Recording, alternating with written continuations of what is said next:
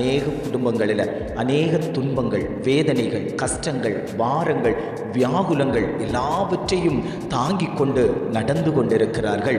நான் எப்பொழுது இந்த சூழ்நிலையில் இருந்து நான் மாறுவேன், எனக்கு ஒரு விடுதலை கிடைக்கும், என்னுடைய வாழ்க்கையில் ஒரு சந்தோஷத்தை கூட என்னால் பார்க்க முடியவில்லை, நான் எப்பொழுது மன மகிழ்ச்சியோடு இருப்பேன், என் குடும்பத்தில் சத்துருவின் கிரியைகள் அதிகரித்து கொண்டிருக்கிறதேன்னு சொல்லி தேவனை நோக்கி முறையிட்டு கொண்டிருக்கக்கூடிய தேவ ஜனத்தை பார்த்துத்தான் ஆண்டவர் சொல்கிறார், உங்களை உயிர்ப்பிக்கக்கூடிய, உங்களை விடுதலை பண்ணக்கூடிய ஒரே தகப்பனாகிய இயேசு கிறிஸ்துவாகிய நான் இன்றைக்கு உங்கள் மத்தியில் உலாவிக் கொண்டிருக்கிறேன், நான் உங்களை விடுவிக்கப் போகிறேன் என்று ஆண்டவர் குடும்பங்களை பார்த்து அவர் பேசிக் கொண்டிருக்கிறார்.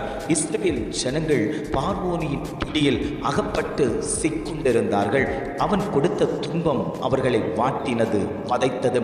இந்த துன்பத்தில் இருந்து எப்பொழுது எங்களுக்கு விடுதலை கிடைக்கும், எப்பொழுது இந்த பார்வோனிடம் இருந்து நாங்கள் வெளியே வருவோம், நாங்கள் சுதந்திரமாய் வருவோம், எங்களுக்குள்ளாடி சந்தோஷம் உண்டாகும் என்று தேவ சமூகத்தை நோக்கி அவர்கள் முறையிட்ட போது, அவர்களுடைய கூக்குரலின் சத்தம் தேவ சன்னிதானத்தில் எட்டின போது ஆண்டவர் அந்த துன்பத்தில் இருந்து விடுதலை பண்ணுவதற்காக ஒரு மோசையை ஏற்படுத்தி அந்த தேவ ஜனங்களை, தனக்குண்டான தேவ ஜனங்களை அவர் வேர் விரித்து இரும்பு களவாய்க்குள்ளாடி இருந்து அவர் வெளியே கொண்டு வந்தாரேயானால் இன்றைக்கு ஆண்டவர் குடும்பங்களை பார்த்து சொல்கிறார், உங்கள் குடும்பங்களில் சத்ருவானவன் பிடித்து வைத்திருக்கக்கூடிய அநேக துன்பங்கள் உண்டு, வியாகுலங்கள் உண்டு, வியாதிகள் உண்டு, பிரச்சனைகள் உண்டு. இதிலிருந்து நான் விடுபட மாட்டேனா? இதிலிருந்து எனக்கு ஒரு சுகம் கிடைக்காதா? இதிலிருந்து எனக்கு ஒரு முன்னேற்றம் உண்டாகாதா? இந்த வேலையிலிருந்து எனக்கு ஒரு ப்ரமோஷன் கிடைக்காதா? இந்த வழக்கிலிருந்து எனக்கு ஒரு விடுதலை கிடைக்காதா?